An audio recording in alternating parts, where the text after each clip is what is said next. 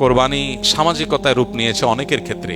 চক্ষু লজ্জা, মানুষ কি বলবে, আমার পশুরা কত বড়, এটা জাহির করা একটা প্রবণতা এসে গেছে আমাদের সমাজে। বিশেষ করে কোরবানিকে ভালো নিয়ত করলে অনেকে মনে করে এটা হলো গোশত বিতরণ উৎসব। সন্দেহ নাই, কোরবানির একটা গুরুত্বপূর্ণ আমল হলো ফাকুলু মিনহা ওয়া আতিমুল কানিআ ওয়াল মু'তার, ফাকুলু মিনহা ওয়া আতিমুল কাবাইসাল ফাকির। আমরা দরিদ্রদেরকে দান করব কোরবানি গোশত, এটা একটা আমল, সন্দেহ নাই। কিন্তু এটাকেই কোরবানির মূল উদ্দেশ্য বানিয়ে ফেলেছি আমরা আজকাল। কোরবানিতে যে ত্যাগের মহিমা আছে, আল্লাহর নির্দেশের সামনে নিজের ইচ্ছাকে কোরবানি করার শিক্ষা আছে, এর সূচনাতে যে শিক্ষা আছে ইব্রাহিম আলাইহিস সালাম থেকে নিয়ে এবং এখনো পর্যন্ত সেই যে শিক্ষাটা আছে সেটা অনেক সময় আমরা ভুলে যাই, যেটা আমাদের কোরবানির আসল উদ্দেশ্য সেটাকে ব্যাহত করে। পাশাপাশি কোরবানি এর পশু প্রদর্শন করে বেড়ানো, বিশেষ করে বাহবা নেওয়ার জন্য এবং অন্যদের থেকে নিজেকে শ্রেষ্ঠ প্রমাণ করবার জন্য, এটা তো একেবারেই ইখলাসের সাথে অসঙ্গতিপূর্ণ বিষয়। বাকি ছেলেদের, কিশোরদের কোরবানিকে ঘিরে আনন্দ, পশুকে ঘিরে আনন্দ এবং সেটাকে নিয়ে সামাজিক যে উৎসব মুখর পরিবেশ তৈরি হয়, সেটার ভালো দিক হলো এটা ইসলামিক একটা কৃষ্টি, একটা কালচারকে ডেভেলপ করে, একটা প্রতিষ্ঠিত